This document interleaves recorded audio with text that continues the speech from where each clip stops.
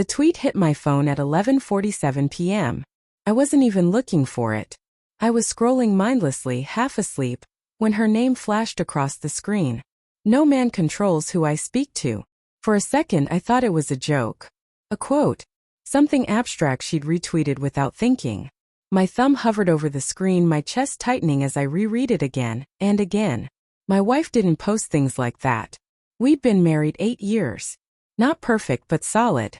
Or at least that's what I told myself. That night, she was asleep beside me, her back turned, breathing slow and even. The room smelled faintly of her shampoo. Everything looked normal. But nothing felt normal anymore. I stared at her phone on the nightstand.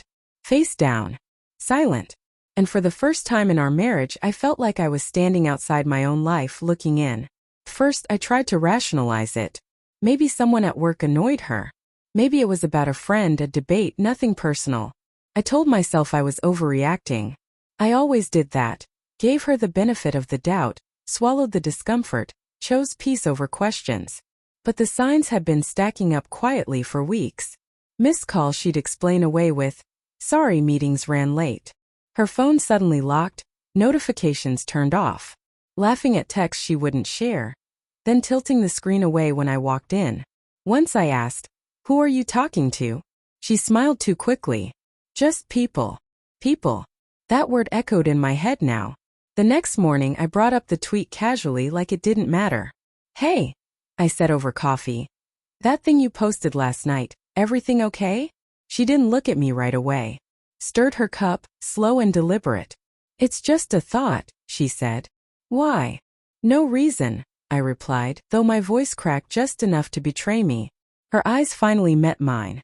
There was something defensive there. Guarded. "You're not controlling, are you?" she asked. The question landed like a slap. I shook my head. "No. I just didn't recognize the message." She shrugged. Conversation over. But inside me something started to break. I wish I could say I discovered the truth in some dramatic way. But betrayal rarely announces itself. It leaks in quietly through small moments. Later that week, she left her tablet on the couch. A message preview lit up the screen.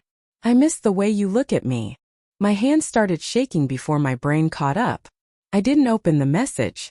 I didn't need to. That single sentence said more than any confession could. That night, memories turned cruel. Our late-night talks. Her sudden interest in dressing nicer for herself.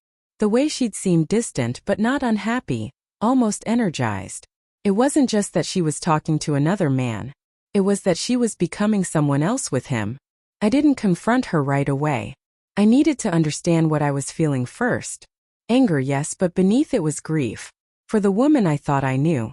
For the trust I'd guarded so carefully. Then 3 days later she tweeted again. Same theme. Independence. Boundaries. Something in me snapped, not in rage but in clarity. I replied publicly. "You're right. No man controls who you speak to. But a married woman owes her husband honesty, and I deserve more than silence." I posted it and put my phone down, my heart pounding so hard I thought I might be sick. Within minutes, messages poured in. Friends asking if everything was okay. Family calling. The private problem she'd turned public had finally been answered, with truth. She came home furious. "How could you embarrass me like that?" she demanded. I looked at her, really looked at her, and felt how tired I was. "How could you forget me like this?" I asked quietly. She cried. She admitted it wasn't physical yet. Said she felt seen by him. Said she didn't mean to hurt me. I believe she hadn't planned to destroy us. But she still had. We separated 2 months later. Not with screaming, not with hate. Just exhaustion. A shared understanding that trust, once fractured, doesn't always heal. Now, when I think about that tweet, I don't feel anger anymore. I feel gratitude. Because the moment she declared her freedom, I finally claimed mine. And I learned something painful but necessary. Love doesn't need control. But it does need respect.